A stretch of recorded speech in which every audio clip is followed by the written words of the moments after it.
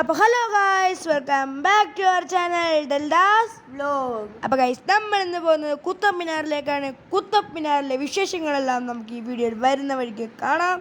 അപ്പോൾ എല്ലാവർക്കും കണ്ടിരിക്കാം.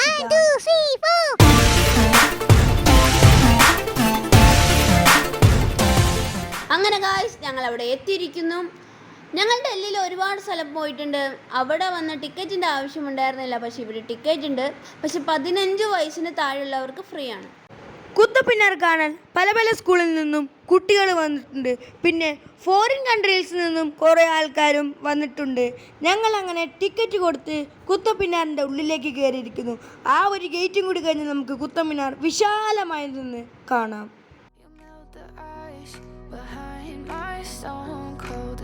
I turn to ashes, but only just sometimes. Inhale your smoke, but you still act surprised. It's not my fault when we end up capsized.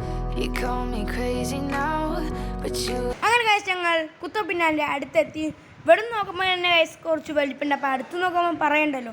അപ്പോൾ guys, പിന്നെ ഇതിൽ പിന്നെ കുത്തബ് മിനാറിനെ കുറിച്ച് കുറേ വലുതായിട്ട് എഴുതി വെച്ചിട്ടുണ്ട്. അതൊക്കെ നമുക്ക് കാണാം.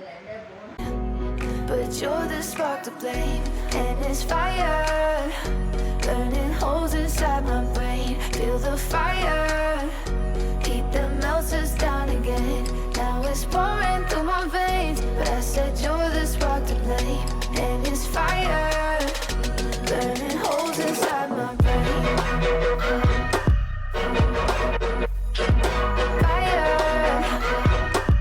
ഞങ്ങൾ വിചാരിച്ചത് അവിടെ കുത്തബ് മിനാർ മാത്രമേ ഉണ്ടാവുള്ളൂ എന്നാണ്. പക്ഷെ അവിടെ ചെന്നപ്പോഴാണ് മനസ്സിലായത് ഖുത്ബുദ്ദീൻ ഐബക്കിൻ്റെ കൊട്ടാരങ്ങൾ പകുതി പൊളിഞ്ഞ് അവിടെ കിടക്കുന്നുണ്ടായിരുന്നു.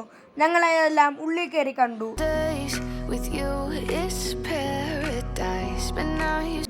ഇത് കാണാൻ ഇന്ത്യ ഗേറ്റ് പോലെ തന്നെയുണ്ട്. ഇന്ത്യ ഗേറ്റിൻ്റെ ചെറിയ രൂപം പോലെയാണ് ഇത് നിർമ്മിച്ചിട്ടുള്ളത്.